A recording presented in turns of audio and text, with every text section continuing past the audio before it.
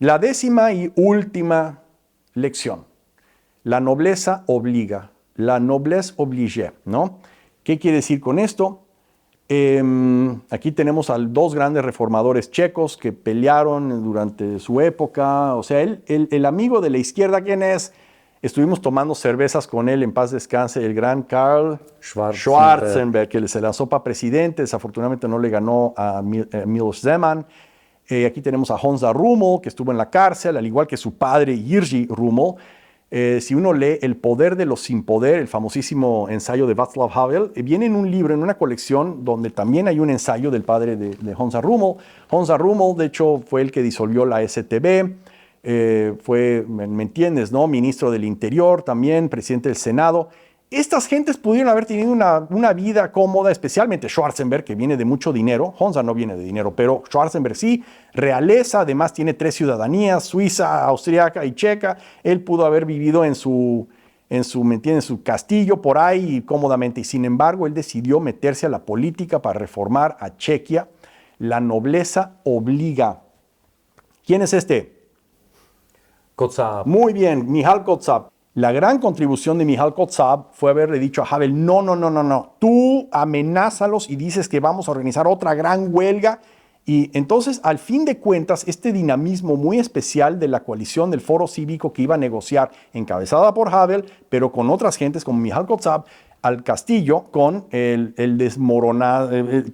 régimen que se estaba rápidamente desmoronando, le salió lo que se llama la estrategia de salchicha. ¿Cómo es eso?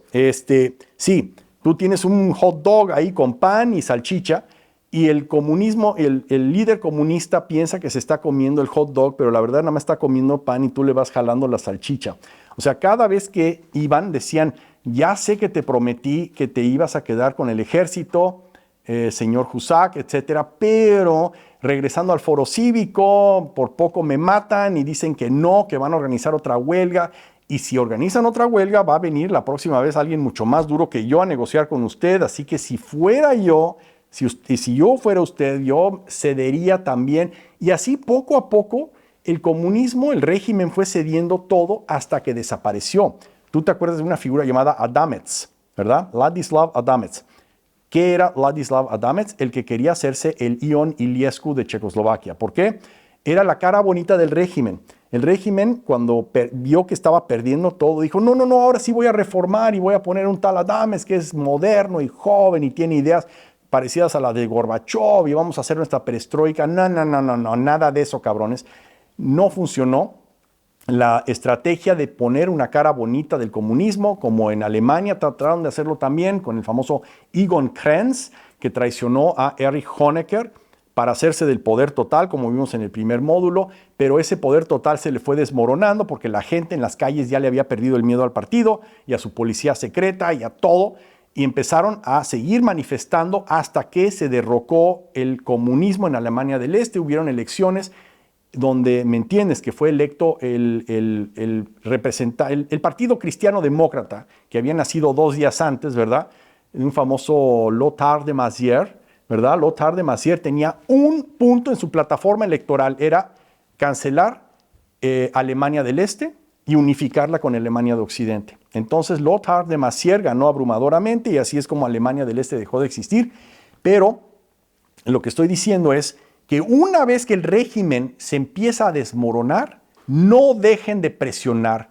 Y como aprendimos en el módulo de Eslovaquia con Marek Kapusta y con nuestro amigo Dzurinda, que fue electo primer ministro, pero no medía bien sus fuerzas, el chiste es que la gente que puso a estos líderes en el poder sigan presionando. Así le hizo Michal Kotzab, pudo haber regresado a su rock y haber dicho, bueno, pues yo ya cumplí. No, él acompañaba a Havel y medio le torcía el brazo para ponerse duro enfrente de los muy intimidantes líderes todavía comunistas, ¿no?, en el castillo.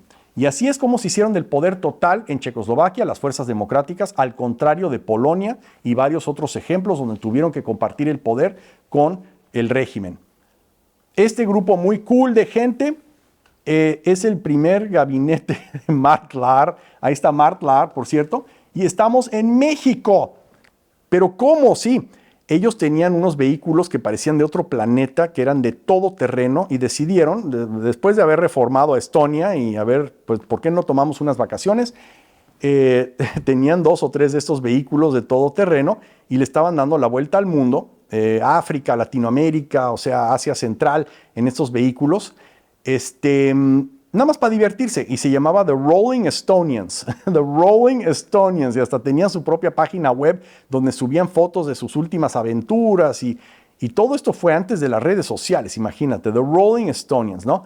Aquí está, me acuerdo de Tit Pruli, era el jefe de gabinete de Mart Laar, por ejemplo, o sea, gente súper normal, súper cool, jóvenes, etcétera, y le dieron la vuelta al mundo después de haber reformado Estonia irreconociblemente. Aquí está el Cholo, ¿te acuerdas de Toledo, no? En Perú, después fue medio desprestigiado, pero hizo grandes cosas para Perú, por cierto, el Cholo.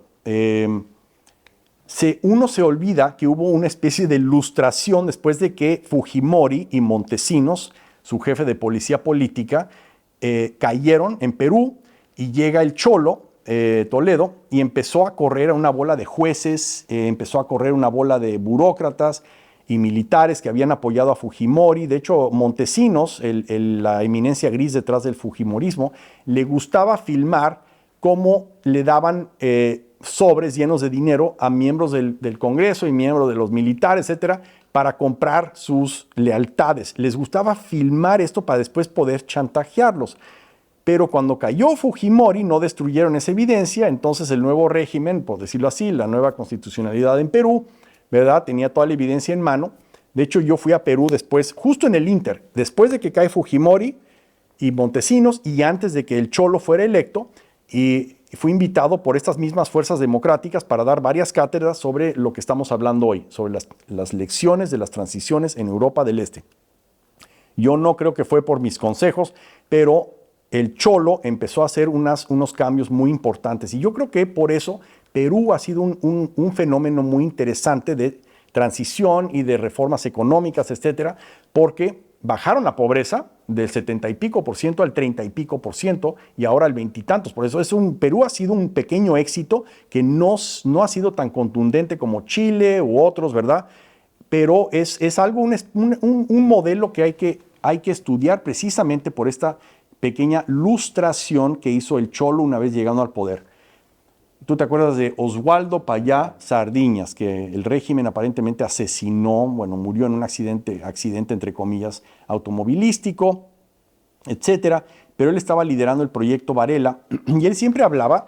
¿Por qué? Porque gente como tú, Pavel, y gente como Tomás Poyar y gente decente del Chequia que quiere a Latinoamérica y quiere su futuro, lo aconsejaban. Entonces, pues gente le platicaba obviamente de lo que saben, que es el modelo checo. Y en Chequia hicimos esto, en Chequia hicimos el otro. Y Oswaldo Payá, el gran Oswaldo Payá, siempre decía, no, pues yo cuando llegue al poder voy a hacer la cosa como Chequia, porque el modelo checo, el modelo checo, el modelo checo.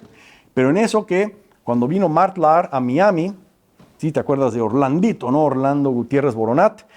Y en este restaurante argentino, ¿viste? En Miami, organizábamos llamadas entre Mart Laar y Oswaldo Payá, imagínate, ¿no? ¿Sí? Sí, cómo no. Y Mart Laar le platicaba y le decía, Mart Laar fue una superestrella en Miami, ya te imaginas, ¿no? Cuando lo traje a Miami por primera vez, wow, o sea, los cubanos tú sabes que o eres, ¿verdad? Eres 0 o eres 10.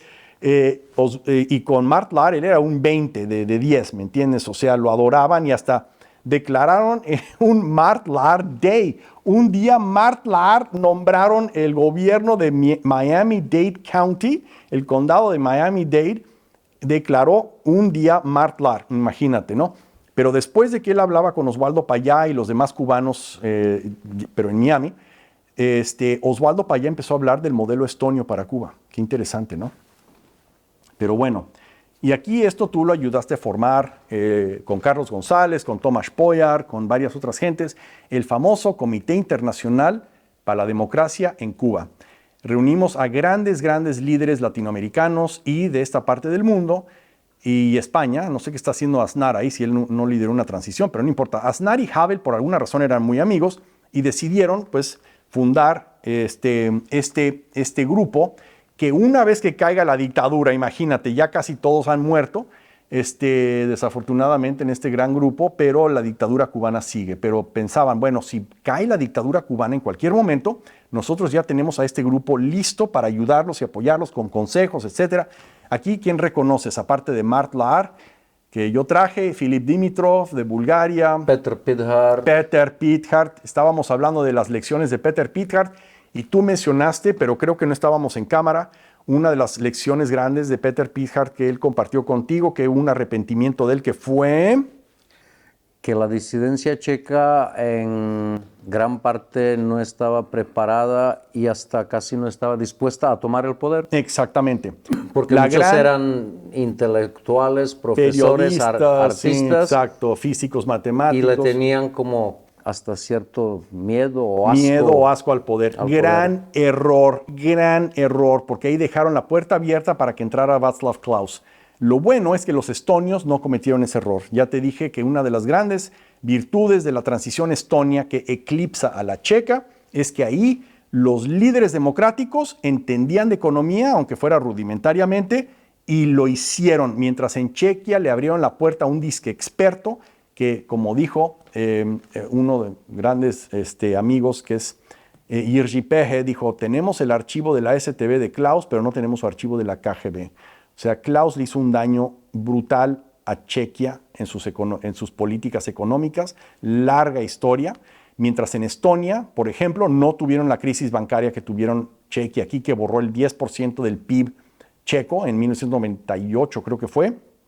Fue horroroso eso. Se pudo haber evitado, porque recuerden, la cosa económica y la cosa política van íntimamente ligadas. No las traten de separar, por favor. Bueno, Peter Pithart le confesó aquí a Pavel Hroj el gran error de los demócratas, los disidentes checos de toda la vida, checoslovacos, es no haber tomado el poder con más firmeza.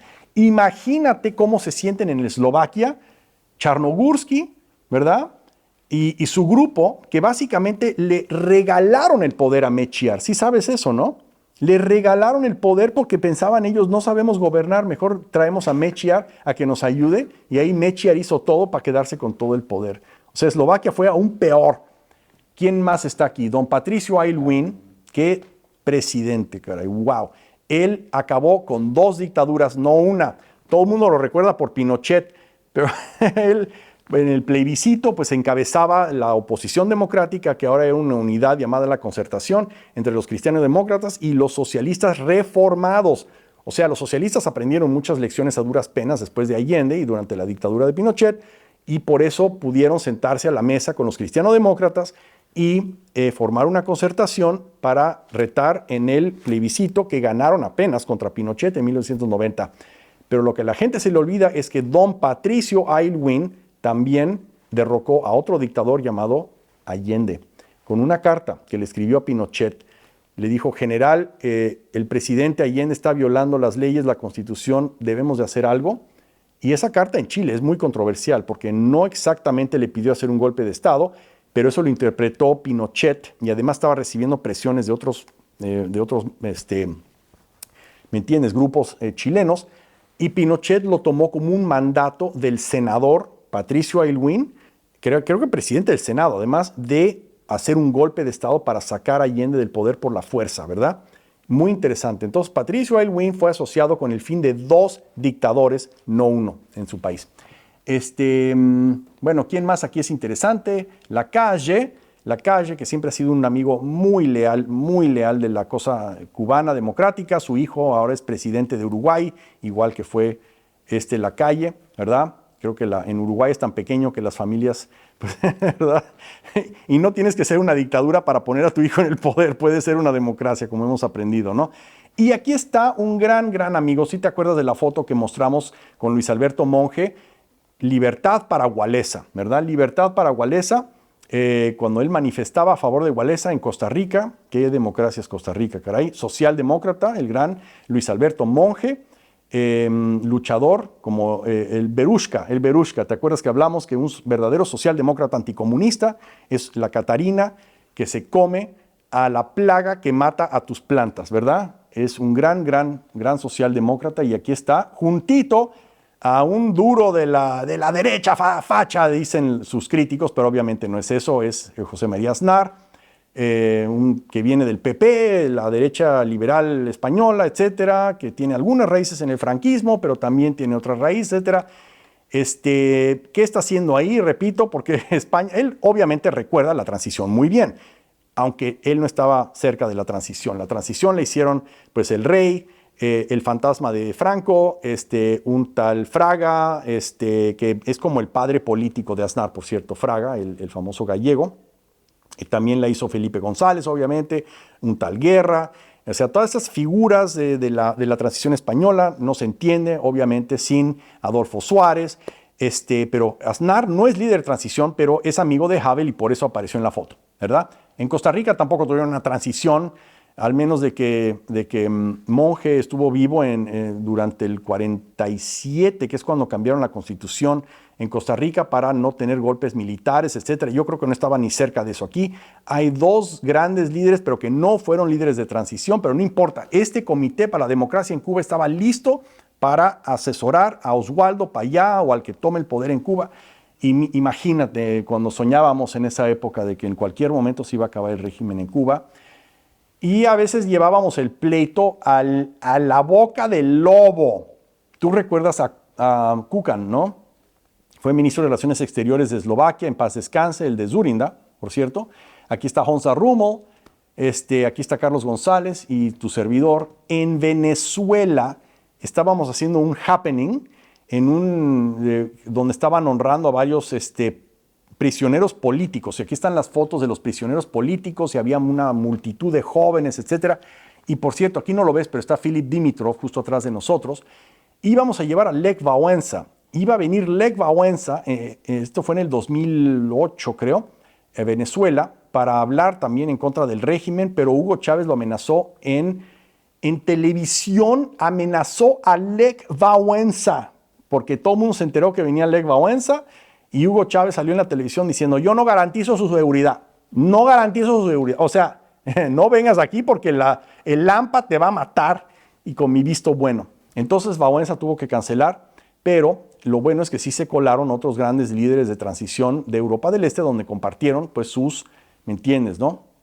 Experiencias, y aquí está Philip Dimitrov junto a, pues sabes quién es ¿no? Famosísimo líder venezolano. Aquí está nuestra comitiva entera, aquí está Honza Rummel, Philip Dimitrov, Kukan, se llama Leopoldo López, un político, bueno, sí, político, venezolano que ahora está en exilio en Madrid, etcétera, pero en esa época se hablaba que era muy presidenciable, era uno de los presidenciables, ¿no? Si se colapsa el régimen del castrochavismo en Venezuela, él podría pues, ser presidente. Yo creo que todavía, ¿verdad? De hecho, su papá es miembro del Parlamento Europeo.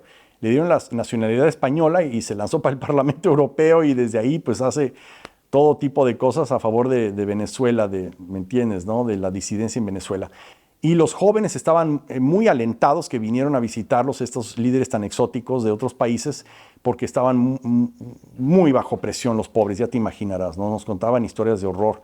Y aquí estamos, pues los mismos sospechosos, pero en la casa de nada menos, en Santiago de Chile, de don Patricio Aylwin.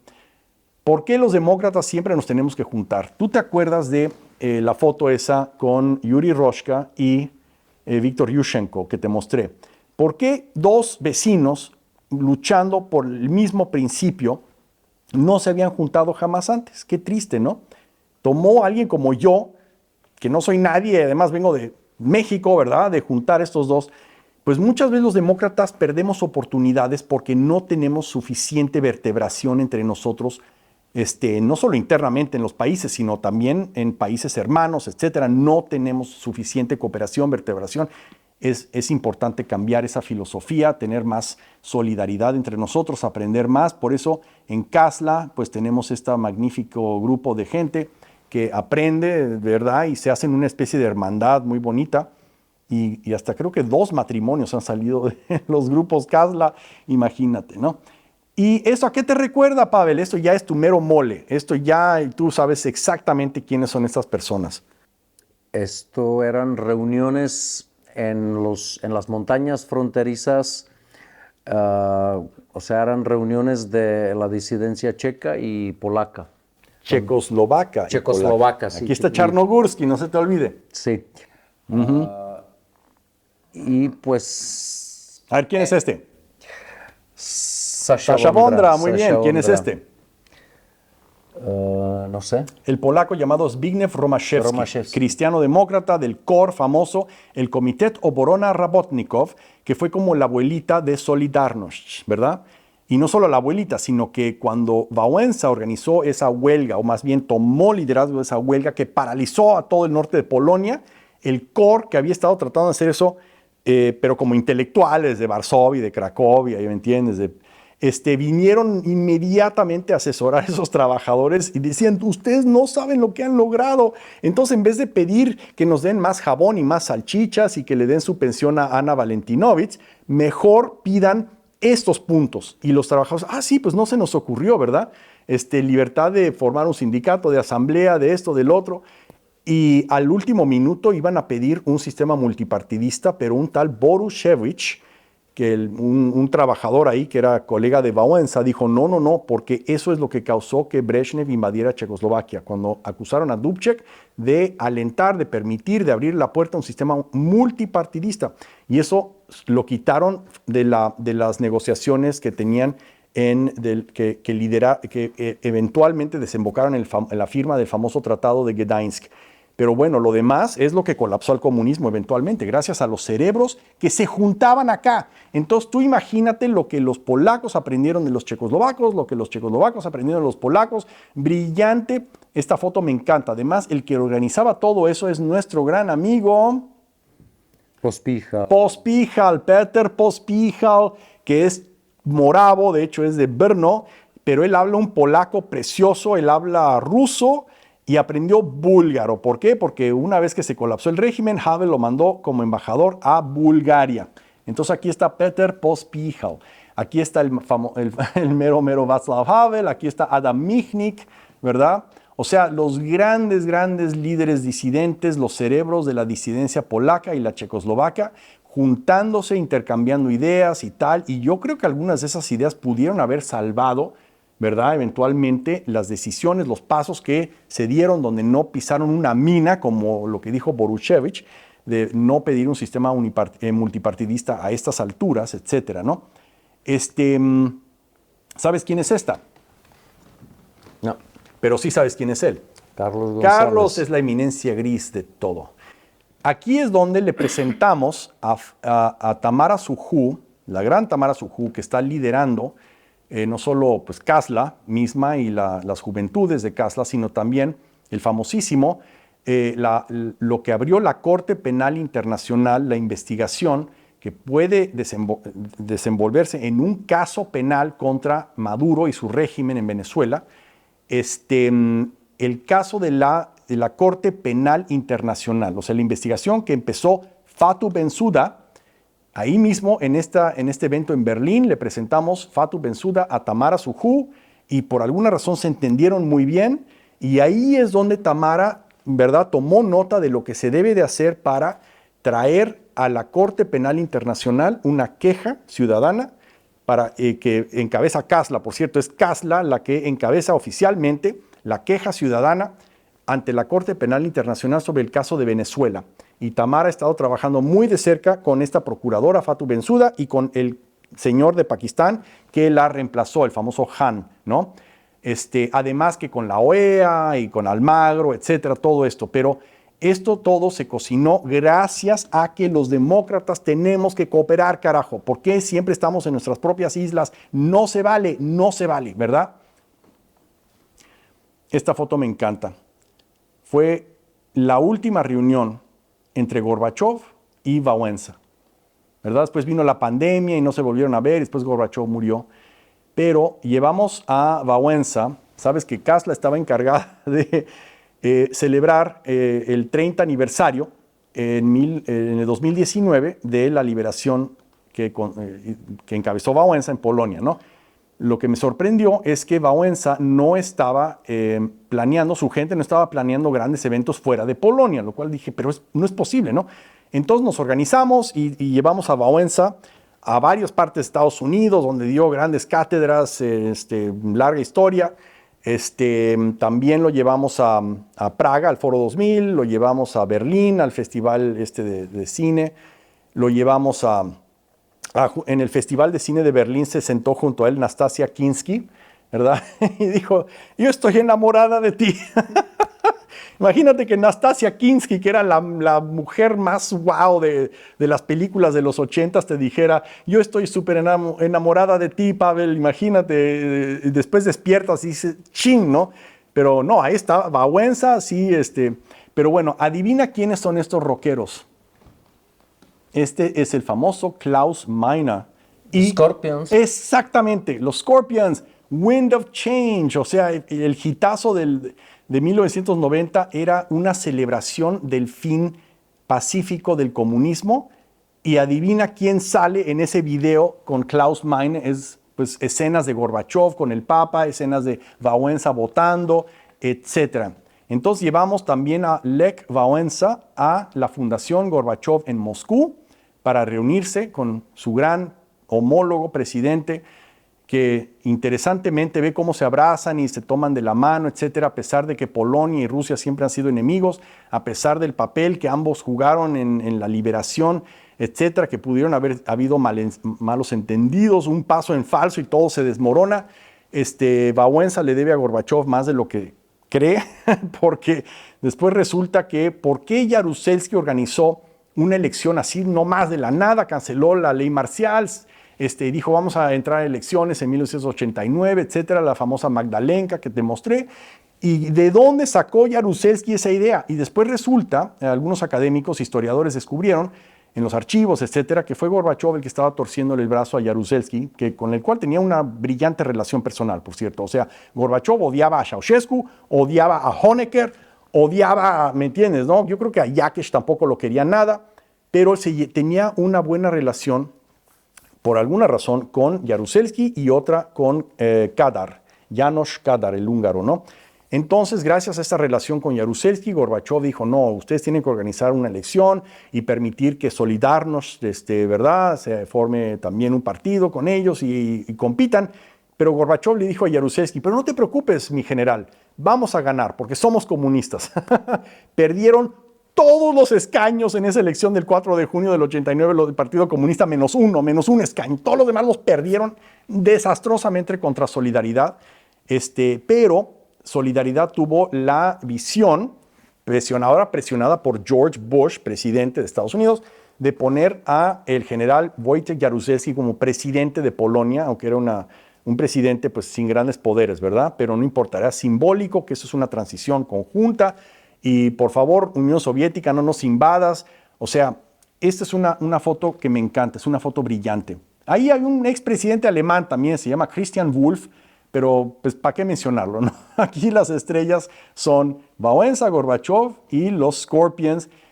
Y al final de la reunión se para Klaus Meine y cantó Down to Gorky Park, listening to the wind of change, ¿no? Qué bonito, ¿no? Pero bueno, moraleja, y esta es la moraleja más bonita de todas. A ver, lee qué dice ahí. Mejor tú. Eso es griego antiguo y es uno de los mejores consejos que Platón le pudo haber dado a gente como ustedes, a todos los ciudadanos que tenemos pues buena voluntad, ¿no? Pero la palabra aquí, la palabra clave es poniroteru, poniroteru. ¿Sabes lo que es la poniroteru en griego antiguo? No. De hecho, deriva en una disciplina, una subdisciplina de la politología y la psicología, se llama ponerología, poneros en griego antiguo y creo que también en griego moderno, poneros es un tirano, es un hijo de puta tirano, ¿verdad? Entonces, poneros, si tú como ciudadano no quieres a un tirano como tu líder, tú tienes que, ¿verdad?, organizarte, tú tienes que meterte en la política, métete en la política como ciudadano. Si tú piensas que siendo apolítico, la política no está interesada en ti, pues te tengo muy malas noticias, porque tú algún día pensando que te estás escapando de la política, yo no tengo que participar en política porque soy un ciudadano normal, algún día te vas a levantar de tu cama y averiguar que estás siendo gobernado por un tirano, por un poneros, ¿verdad? Un tirano, un Saddam Hussein, un Fidel Castro, un Hugo Chávez, un Rafael Correa. O sea, la democracia se puede desvanecer sin la participación de gente como ustedes. Y es por eso que lo que dijo Thomas Jefferson, el gran liberal fundador de Estados Unidos, básicamente, el padre fundador, el padre de los padres fundadores de Estados Unidos, Thomas Jefferson dijo, la libertad no es gratis, ¿verdad? Freedom is not free. Hay que irrigar el árbol de la libertad con la sangre de los tiranos cada 11 años. ¿Por qué cada 11 años? Ni idea. Pero él leía los clásicos, por eso me encanta leer a Thomas Jefferson, porque él en su época, en 1700 y pico, él leía a los clásicos griegos y romanos, y yo creo que de Platón tomó esa lección, que el ciudadano siempre se tiene que involucrar, al menos que quiera ser gobernado por los póneros, por los tiranos, ¿no? Y esto siempre se los pregunto al final a los alumnos. Ustedes no son la mejor oportunidad para reformar y reinventar a sus países, son la única, francamente, ¿no? Entonces, bueno, llegamos al final de nuestra presentación, Pavel.